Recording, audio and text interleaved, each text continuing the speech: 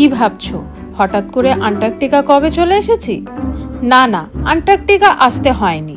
তবে পেঙ্গুইন যে এইভাবে চোখের সামনে দেখতে পাবো আন্টার্কটিকা না গিয়েও, সেটাও কখনো ভাবিনি।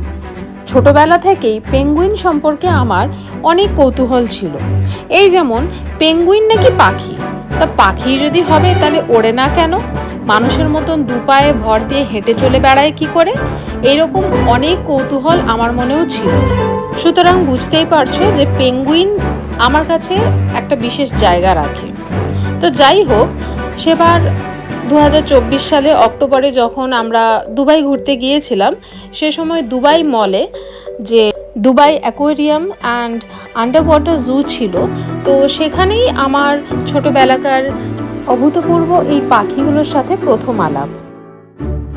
চোখের সামনে দেখে খুবই আপ্লুত লাগছিল, কারণ এইভাবে পেঙ্গুইন চোখে দেখতে পাবো, তাও আবার আন্টার্কটিকা না গিয়ে, এ যেন স্বপ্নের থেকেও বেশি কিছু।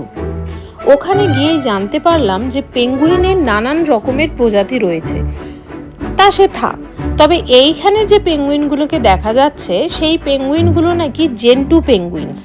এবারে আমার মনে আবারও কৌতূহল, পেঙ্গুইন ছিল বুঝলাম, আবার এই জেন্টু পেঙ্গুইনস কাকে বলে?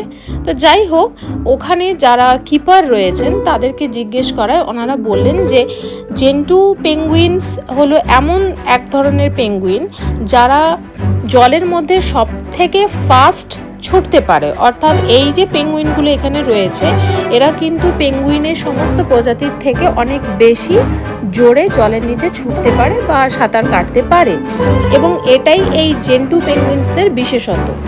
এরা ঘন্টায় প্রায় 36 কিলোমিটার ছুটতে পারে। কাজেই বুঝতে পারছো যে এরা কতটা দ্রুত গতিতে জলের নিচে সাঁতার কাটতে পারে বা ছুটতে পারে। তা যাই হোক, এই ছিল আমার পেঙ্গুইন দর্শন, আন্টার্কটিকা না গিয়ে পেঙ্গুইন দর্শন।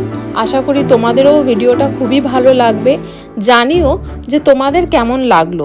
এছাড়াও পেঙ্গুইনদের আরও ছোটোখাটো অনেক ভিডিও আছে, যেগুলো পরে আমি আস্তে আস্তে আপলোড করব। আশা করি তোমাদের সকলের খুব ভালো লাগবে।